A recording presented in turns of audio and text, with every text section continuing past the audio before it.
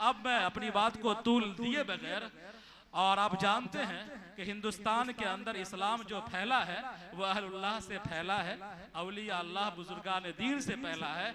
ख्वाजा मोइनुद्दीन चिश्ती रहमतुल्लाह अलैह के हाथों 90 लाख लोगों ने इस्लाम कबूल किया और कलमा पढ़ा। और इसी तरह हमारे बुजुर्गान दीन जो हिंदुस्तान के मुख्तलिफ खित्तों के अंदर आराम फरमा है, लेटे हुए हैं, हज़रत साबिर किलियरी रहमतुल्लाह अलैह, फरीदुद्दीन शकरगंज रहमतुल्लाह अलैह, फजल रहमागंज मुरादाबादी रहमतुल्लाह अलैह, मौलाना कासिम नानवतवी रहमतुल्लाह अलैह, मौलाना थानवी रहमतुल्लाह अलैह, हज़रत कारी अमीर हसन साहब रहमतुल्लाह अलैह, इस तरह के हज़ारों अकाबिरीन हिंदुस्तान के मुख्तलिफ खित्तों में, बर्रे सगीर के मुख्तलिफ खित्तों में आराम फरमा है। उन्हीं का फैज़ है और उन्हीं की रूहानी निस्बत का फैज़ है कि हिंदुस्तान के अंदर इस्लाम है। और अल्लाह तबारक व तआला के फजल और मेहरबानी से और उन्हीं की दुआओं की बरकत से और उनकी लगन और मेहनत से हमारे चेहरे पर दाढ़ियां हैं और हमारे सरों पर टोपियां हैं और हम कलमा तैयबा पढ़ने वाले हैं और अल्लाह का नाम लेने वाले हैं। ये उन बुजुर्गों का फैज़ है, उन बुजुर्गों की मेहरबानियां हैं। अल्लाह ताला ने उनको इसी काम के लिए मुंतखब किया था।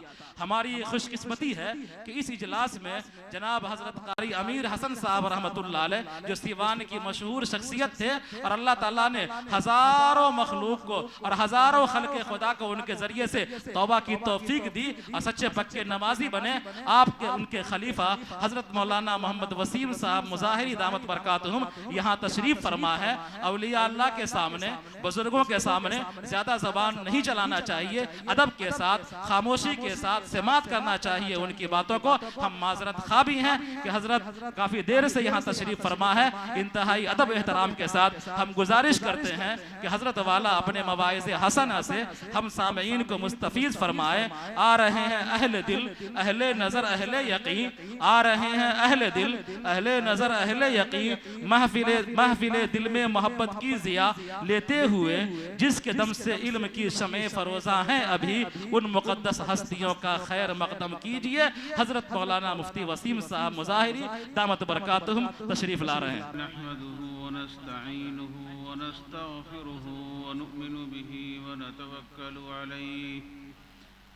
वनऊज़ु बिल्लाहि मिन शुरूरि अनफुसिना व मिन सय्यिआति अअमालिना मन यहदिहिल्लाहु फला मुضل लहु व मन युضلल फला हादिय लहु वनशहदु अन ला इलाहा इल्लल्लाह वहदहु ला शरीक लहु ونشهد أن سيدنا ومولانا محمدًا عبده ورسوله وصلى الله تعالى عليه وعلى آله وأصحابه وسلم تسليمًا كثيرًا كثيرًا. أما بعد، قال الله عز وجل: وهذا كتاب أنزلناه مبارك فاتبعوه واتقوا لعلكم ترحمون. صدق الله العلي العظيم. قال النبي صلى الله عليه وسلم: خيركم من تعلم القرآن وعلمه، أو كما قال عليه الصلاة والسلام. اللہ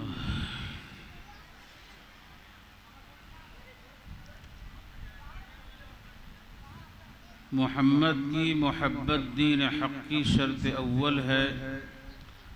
محمد کی محبت دین حق کی شرط اول ہے. اسی میں ہو اگر خامی تو پھر سب کچھ نامکمل ہے. اسی میں ہو اگر خامی تو پھر سب کچھ نامکمل ہے. اس وقت بہت دیر سے ماشاءاللہ آپ حضرات دین کی باتوں کو سماعت فرما رہے ہیں اور یہ جلسہ دستار بندی کے جلسہ ہے. ماشاءاللہ یہ خوبصورت منظر آپ کے سامنے آنے والا ہے کہ ان بچوں کے سر پر دستار فضیلت کا عمل ہوگا انشاءاللہ. اس کے بعد حضرت مولانا انعام صاحب دامت برکاتہم جو ہمارے حضرت والا ہردوئی کے خلفاء میں ہیں وہ بھی تشریف لا چکے ہیں. انشاءاللہ ان کی بیان اور کے بعد دعا پہ मजलिस का इख्तिताम होगा। आप हजरात से एक बहुत ही आजिज़ाना गुजारिश करना चाहता हूँ। मुख्तसर वक्त है, जलसा ख़त्म के करीब करीब पहुँच रहा है। माशाअल्लाह बहुत ही पुरसुकून माहौल है, पुरसुकून लोग हैं।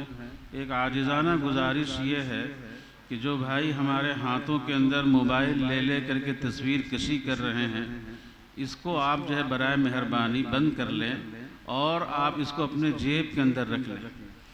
ये मसला बदल नहीं गया है, मसला जो पहले से था वही आज भी है। और अल्लाह के नबी की हदीस है सल्लल्लाहु अलैहि वसल्लम, अशद्दुन्नासि अज़ाबन यौमल क़ियामति अल-मुसव्विरून, सबसे ज़्यादा सख्त अजाब के अंदर उस शख्स को मुब्तला किया जाएगा जो तस्वीर बनाने वाला। इसलिए जो हदीस की रोशनी में हज़रात उलमा किराम का जो फतवा पहले था वो अब भी है। हालात ज़माना के बदलने से फतवे नहीं बदले हैं, शरीयत नहीं बदली है। इसलिए अल्लाह के वास्ते इस पे हमको रोक लगाना चाहिए। अब तो ये दिन ब दिन ऐसा महसूस हो रहा है कि इसकी बुराई भी हमारे दिलों से निकलती चली जा रही है। इसको जब हम बुराई ही नहीं समझ रहे हैं तो फिर इससे हम रुकेंगे कैसे? और जहाँ मजबूरी है, सिर्फ मजबूरी के दर्जे में इसकी गुंजाइश दी गई। जहाँ कोई या क्या मजबूरी है, कोई मजबूरी की बात नहीं है यहाँ पे। इसलिए अल्लाह के वास्ते ये मुबारक महफिल है, मुबारक मजलिस है, इसके अंदर इस अमल से अपने आप को बचाने की कोशिश करें। ये मिजाज बनाएं, ये गलत है, गलत है, गलत है। तस्वीर कशी हराम है, हराम है, हराम। अल्लाह ताला बचने की अमल करने की तौफीक अता फरमाए। बुराइयों के दिल से निकल जाना, बुराइयों की बुराई दिल से निकल जाना, ये बहुत बड़ी बुराई है। इसलिए बहुत डरने की बात है। अल्लाह ताला तौफीक अता फरमाए और हिफाजत फरमाए। अल्लाह। दूसरी बात यह है कि माशाअल्लाह दस्तारबंदी बच्चों की होनी है।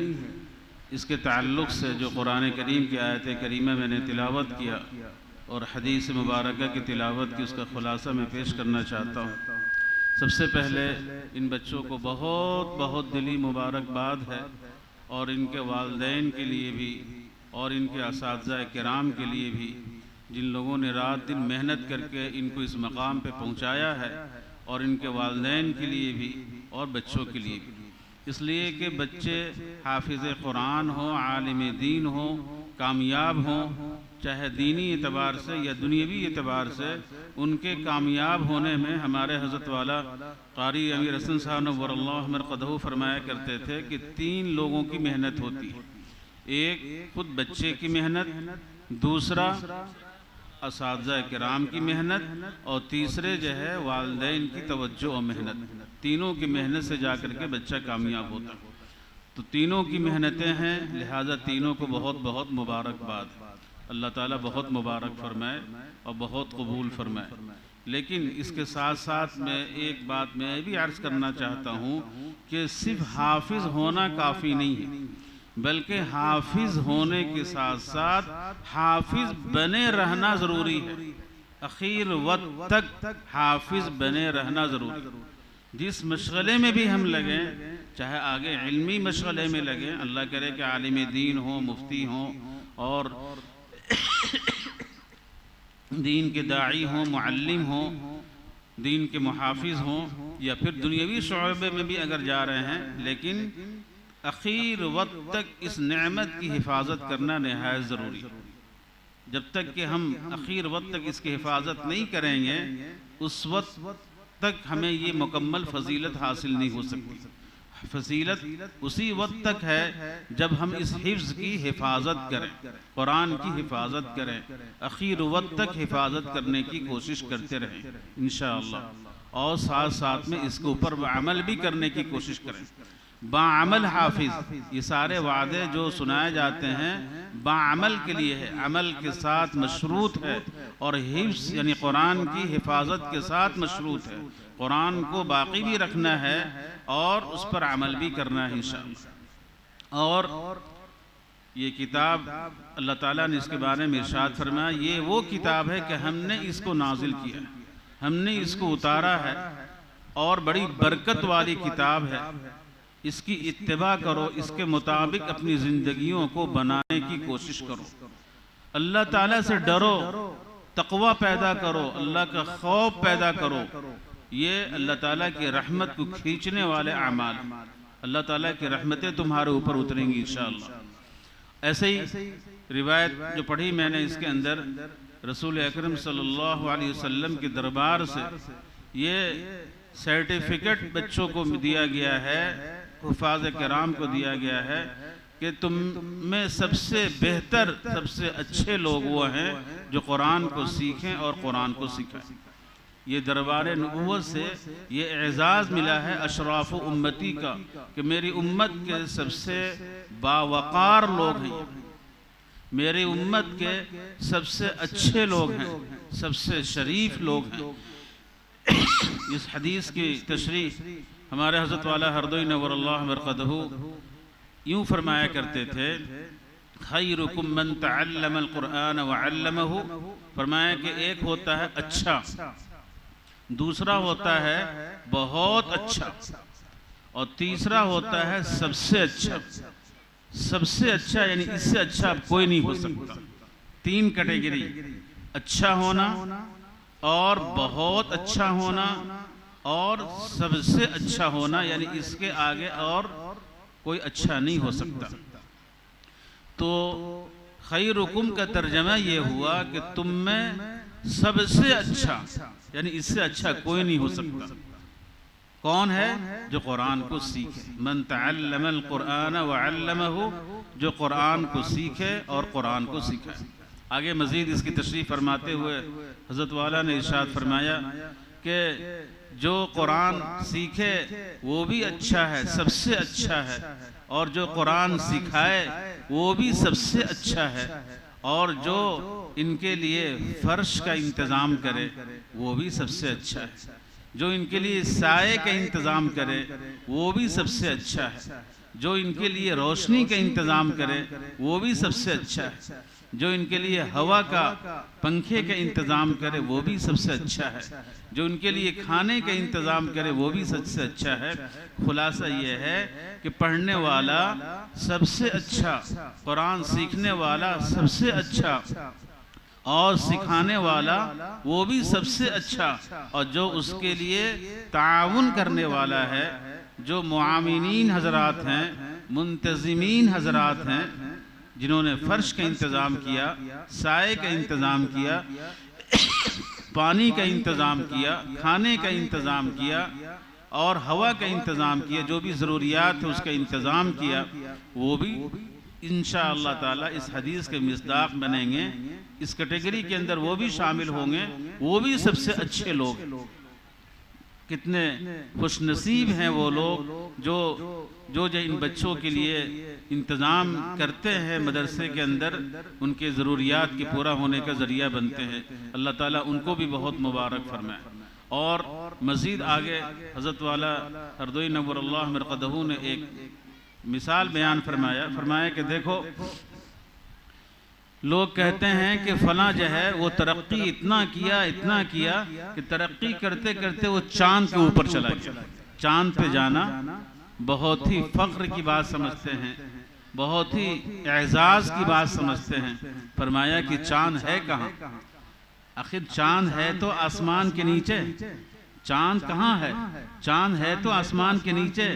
उस पे जाने को इतनी बड़ी बात तुम समझते हो, फ़ख्रिया अंदाज में कहते हो, एजाज़ की बात समझते हो, लेकिन ये बच्चे जो मदरसों के अंदर, मस्जिदों के अंदर, मकतब के अंदर जो हाफिज़ कुरान बने हैं, इनका क्या एजाज़ है, इनका क्या शर्फ है कि ये जन्नतुल फिरदौस के मालिक बनेंगे। वो भी तन्हा नहीं, बल्कि इनके साथ साथ जो है इनके 10 अइज़्ज़ा जिनके ऊपर जन्नत हराम हो चुकी होगी और जहन्नम वाजिब हो चुकी होगी, ऐसे लोगों के लिए 10 लोगों के लिए जन्नतुल फिरदौस का वीज़ा जारी किया जाए। इनके लिए भी जन्नतुल फिरदौस का वीज़ा जारी होगा और इनके साथ साथ में इनके 10 अइज़्ज़ा के लिए भी जन्नतुल फिरदौस का वीज़ा जारी। ये जन्नत है कहाँ? फरमाया कि ये तो आसमान के ऊपर है। वो भी जो है किस आसमान के ऊपर है? सातों आसमान के ऊपर है, सातों आसमान के ऊपर। अब इसका अंदाजा लगाएं कि जो हम लोग जमीन के अंदर हैं, जमीन से लेके आसमान, जमीन से लेके आसमान तक जो फिजा है ये जो है कितनी ज्यादा है, और हर आसमान की जो चौड़ाई है और उसकी जो मोटाई है वो इतनी ही है जितनी जमीन से लेके आसमान तक। दूसरी चीज, पहले आसमान से लेके दूसरे आसमान तक फिर उतना ही फासला है जितना फासला जमीन से लेके आसमान तक, फिर दूसरे से लेके तीसरे तक, फिर तीसरे से चौथे तक, फिर चौथे से पांचवें तक, फिर पांचवें से छठे तक, और फिर छठे से सातवें तक, और सातवें आसमान के ऊपर, सातवें आसमान के ऊपर अर्श इलाही के नीचे, अर्श इलाही गोया कि ये जन्नतुल फिरदौस की छत है। अर्श इलाही जन्नतुल फिरदौस की छत है। वहाँ पे इन बच्चों को जो कुरान अपने सीने के अंदर महफूज करके हाफिज कुरान कहलाते हैं, इन बच्चों के एजाज़ में जन्नतुल फिरदौस का वीज़ा जारी किया जाएगा। और यही नहीं बल्कि इनके साथ साथ में इनके 10 अइज़्ज़ा के लिए जन्नतुल फिरदौस का वीज़ा जारी किया। कितना बड़ा शर्फ है, कितना बड़ा एजाज़ है। अल्लाह ताला इस शर्फ की कदर करने की तौफीक अता फरमाए, और इसके जो है इस एजाज़ को और लोगों को भी हासिल करने की तौफीक अता फरमाए, हिम्मत अता फरमाए।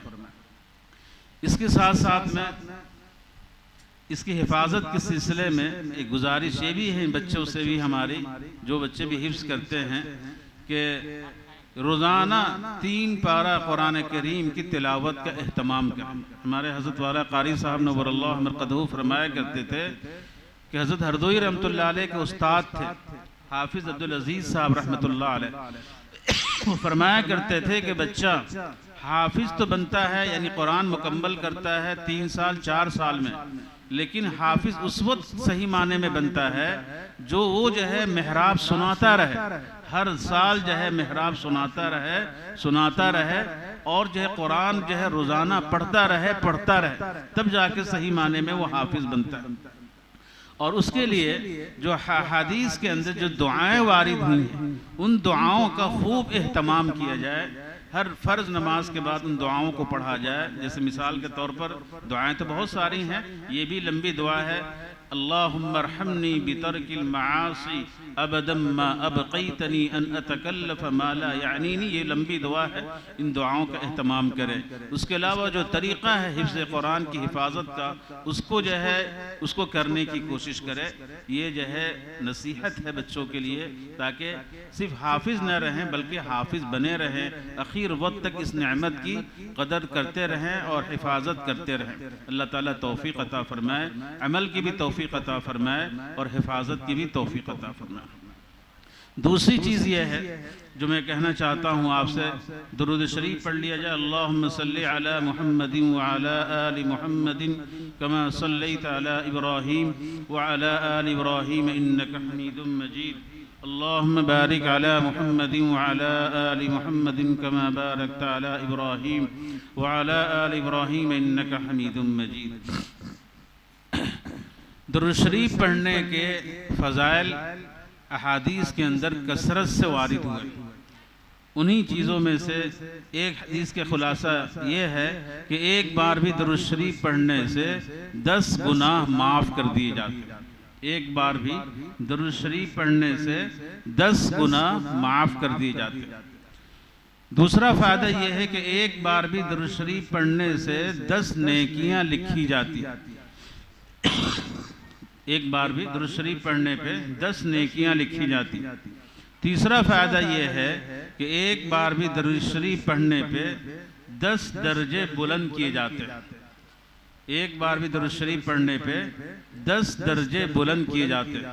चौथा फ़ायदा ये है कि एक बार भी दुरूद शरीफ पढ़ने पर 10 अरबी ग़ुलामों के आज़ाद करने का सवाब लिखा जाता है। ये 40 फ़ायदे हो। पाँचवा फ़ायदा ये है कि एक बार भी दुरूद शरीफ पढ़ने पर अल्लाह ताला की 10 रहमतें उतरती हैं। रसूल अकरम सल्लल्लाहु अलैहि वसल्लम की इरशाद गिरामी है, मन सल्ला अलैहि वाहिदतन सल्लल्लाहु अलैहि अशरा औ कमा क़ाल अलैहि सलातु वस्सलाम।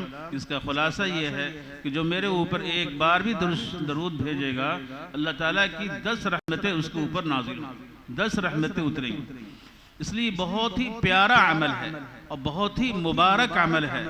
तकरीबन अहादीस मुबारका के अंदर 100 के करीब सेगे हैं दरूद के और सलाम के।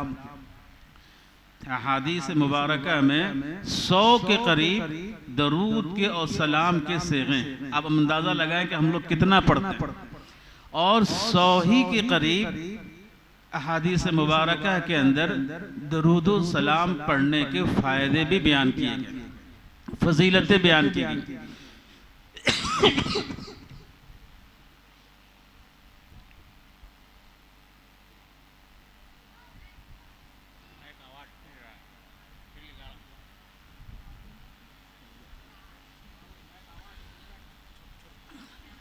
ये 5 अभी मैंने फजीलत बयान की दुरूद शरीफ पढ़ने की। गोया के ये 5 एक एक का जो है 10-10 को जोड़ा जाए तो 50 फ़ायदे तो यहीं पे हो गए। इसके अलावा भी बहुत सारे फ़ायदे हैं। अब ये कि हम लोगों के अपने बारे में जायज़ा लेना चाहिए कि दुरूद शरीफ पढ़ने का हमारा कितना अमल। ज़रा सोचें और ठंडे दिल से सोचें और गौर करें कि रसूल अकरम सल्लल्लाहु अलैहि वसल्लम के हम सब के ऊपर कितने एहसानात हैं। आप कितने बड़े मोहसिन हैं हम सब के, कि आपकी बरकत से हमें ईमान की नेमत मिली, आपकी बरकत से हमें कुरान की नेमत मिली, आपकी बरकत से हमें अल्लाह का तारुफ हासिल हुआ। रसूल अकरम सल्लल्लाहु अलैहि वसल्लम की बरकत से ही सब कुछ हमको मिला। लिहाजा सबसे ज़्यादा हम सबको एहतमाम करना चाहिए, दरूद व सलाम का एहतमाम करना चाहिए। एक रिवायत के अंदर है, जो जुमे के दिन 1000 मरतबा दरूद शरीफ पढ़ ले, उस वक्त तक मौत नहीं आएगी जब तक कि दुनिया के अंदर अल्लाह ताला उसका ठिकाना जो जन्नत के अंदर है वो दिखा न दे। लिहाजा अपने मामूलात के अंदर हमको शामिल करना चाहिए कि कम से कम जो है सुबह और शाम एक एक तस्बीह दरूद व सलाम की पढ़ लिया करें। सल्लल्लाहु अला नबील उम्मी, ये बहुत मुख्तसर दरूद शरीफ है। इसके अलावा सल्लल्लाहु अलैहि वसल्लम अगर पढ़ लेते हैं, सल्लल्लाहु अलैहि वसल्लम, सल्लल्लाहु अलैहि वसल्लम, इसके अंदर दरूद का भी सेगा है और सलाम का भी सेगा। लिहाजा अपने मामूलात में हम सब शामिल करेंगे इंशाअल्लाह ताला, दरूद शरीफ का एहतमाम करने की कोशिश करेंगे। इसके अलावा तीसरी चीज़ जो मैं कहना चाहता हूँ वो ये है कि इत्तिबाए सुन्नत का एहतमाम, अपनी ज़िंदगियों के अंदर सुन्नतों का एहतमाम करना। हमारे हज़रत वाला हरदोई नव्वरल्लाहु मरक़दहू 3 सुन्नतें इसके बारे में फरमाते थे कि 3 ऐसी अहम और सहल सुन्नतें हैं कि उस पर अमल करने से दूसरी और सुन्नतों के ऊपर अमल करना आसान हो जाता है। सुन्नतों का ज़ौक़ और शौक़ बढ़ता है। ये तजर्बे की बात है। यही वजह है कि सुन्नत ऐसा मुबारक अमल है कि कायनात में जब से कायनात का वजूद हुआ है आज तक कभी ऐसा नहीं हुआ कि जो भी सुन्नत के ऊपर अमल किया हो वो नाकाम हो गया हो। सुन्नत के ऊपर अमल करके कोई नाकाम ना हो सकता है और आइंदा भी क़यामत तक सुन्नत पर अमल करके कोई नाकाम नहीं हो सकता। ये वाहिद रास्ता है इंसान की कामयाबी का। इसी को हज़रत हकीम अख्तर साहब नव्वरल्लाहु मरक़दहू पढ़ा करते थे।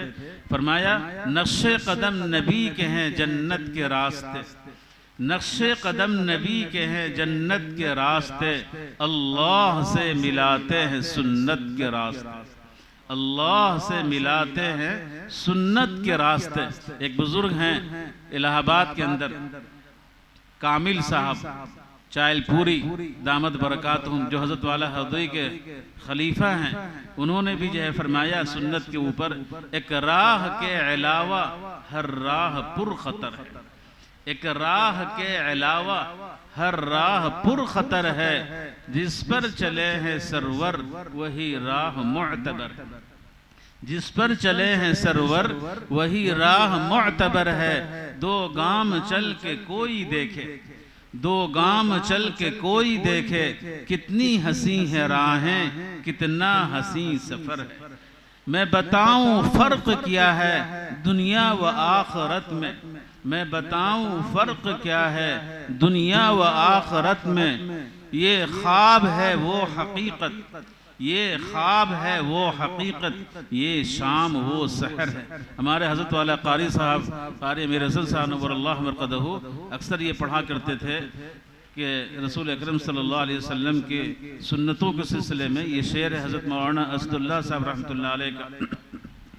कैफ़े रूहानी उसे हासिल नहीं, कैफ़े रूहानी उसे हासिल नहीं, जो नबी के इश्क़ में कामिल नहीं, जो नबी के इश्क़ में कामिल नहीं।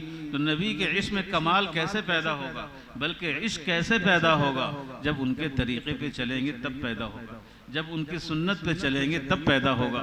ऐसे ही हज़रत शाह बदर आलम मेरठी रहमतुल्लाह अलैह जो महाजर मदनी हो गए और जन्नतुल बकी में आराम फरमा हैं, उनका शेर पढ़ा करते थे हज़रत कारी साहब नव्वरल्लाहु मरक़दहू। बेचैन दिल के चैन हैं, बेचैन दिल के चैन हैं, आँखों के नूर हैं, बेचैन दिल के चैन हैं, आँखों के नूर हैं, मंजिल हैं आशिकों के ये शान हुजूर हैं, मंजिल हैं आशिकों के ये शान हुजूर हैं। अफ़्वो करम के अब्र हैं, अफ़्वो करम के अब्र हैं, बख्शिश के हैं घटा, अफ़्वो करम के अब्र हैं, बख्शिश के हैं घटा, बारिश हैं रहमतों के ये शान हुजूर हैं, बारिश हैं रहमतों के ये शान हुजूर हैं। फ़िक्र नबी जिसके सीने में है कहीं भी मरे वो मदीने में है, फ़िक्र नबी जिसके सीने में है कहीं भी मरे वो मदीने में है, और फ़िक्र नबी जिसके सीने में नहीं वो मदीने में मरकर मदीने में नहीं। इश्क़ नबी जिसके सीने में है कहीं भी मरे वो मदीने में है, इश्क़ नबी जिसके सीने में नहीं वो मदीने में मरकर मदीने में नहीं। इसलिए ये बहुत ही प्यारा नुस्खा है अल्लाह वाला बनने का। जो भी चाहे कि हम अल्लाह का कुर्ब हासिल करें, अल्लाह के करीब हो जाएं, इसलिए 24 घंटे की ज़िंदगियों में सुन्नत के इत्तिबा का एहतमाम करने की कोशिश करें। इसी वजह से जो सुन्नत में सुना रहा था बहुत आसान आसान सुन्नतें हैं, इस पर अमल करने से इंशाअल्लाह और दूसरी सुन्नतों पर अमल करने के लिए हिम्मत और ताकत पैदा हो जाएगी, और दूसरी वो सुन्नतें जिस पर चलना मुश्किल है इंशाअल्लाह चलना आसान हो जाएगा।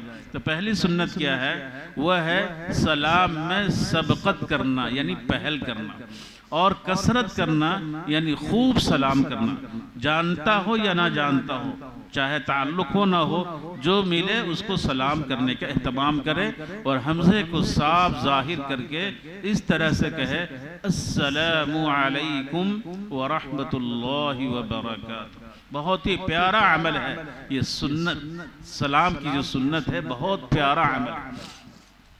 और दूसरी अहम और सहल सुन्नत क्या है, हर बढ़िया काम और बढ़िया जगह में दाएं जानिब को आगे करना। मस्जिद में जाना है तो दाएं पैर से आगे जाएं, मस्जिद से बाहर निकलना है बाएं पैर से बाहर निकलने की कोशिश करें, कपड़ा पहनना है दाएं तरफ से पहनने की कोशिश करें, कपड़ा उतारना है बाएं तरफ से उतारने की कोशिश करें। हर बढ़िया काम बढ़िया जगह में दाएं जानिब को आगे बढ़ाने की कोशिश करना, और हर घटिया काम और घटिया जगह में बाएं जानिब को आगे बढ़ाने की कोशिश करना। मुख्तसरन क्योंकि हज़रत आ गए हैं, मौलाना इनाम साहब जिनका इंतज़ार था, हमारे हज़रत वाले हरदोई नव्वरल्लाहु मरक़दहू के खलीफा हैं, उनसे हम लोगों को सुनना है, उन्हीं की इंशाअल्लाह दुआ भी होनी है। और आखिरी जो सुन्नत 3 सुन्नतों में से वो सुन्नत है अल्लाह ताला की ज़िक्र की कसरत करना, अल्लाह ताला की ज़िक्र की कसरत करना। बेहतर ये है कि ऊपर चढ़े तो अल्लाहु अकबर पढ़े, नीचे उतरे तो सुबहान अल्लाह पढ़े, और दरमियाना जगह में चले तो ला इलाहा इल्लल्लाह, या जौन सा भी जिक्र याद आ जाए कसरत से जिक्र करने से इंशाअल्लाह हम शैतान से भी महफूज रहेंगे, शैतानी लोगों से भी महफूज रहेंगे, दज्जाल से भी महफूज रहेंगे, दज्जाली लोगों से भी महफूज रहेंगे, ज़माने की फितनों से महफूज रहेंगे। लिहाजा हम इसका एहतमाम करने की कोशिश करें। अल्लाह ताला हम सबको तौफीक अता फरमाए। व आखिर दावाना अनिल हम्दुलिल्लाहि रब्बिल आलमीन। जज़ाकुमुल्लाहु खैरल जज़ा। बहुत ही कीमती बातें हमारे आपके बीच आई। अल्लाह ताला हज़रत की ज़िंदगी में, हज़रत की सेहत में बरकत अता फरमाए और हज़रत के साये को हम सब पर दराज फरमाए और हज़रत के फैज़ से हम तमाम लोगों को बहरामंद फरमाए। जो बातें कही गई हैं कि जो आदमी सुन्नत की पैरवी करेगा वो कभी बर्बाद ना होगा, हम लोग अहद करें इंशाअल्लाह कि हम लोग आयत भी सीखेंगे, कुरान भी सीखेंगे और सुन्नत की पैरवी करेंगे। एक एक सुन्नत पूछ कर अपनी ज़िंदगी में दाखिल करने की कोशिश करेंगे। अल्लाह ताला हम सब को भी, आप तमाम लोगों को भी इसकी तौफीक अता फरमाए।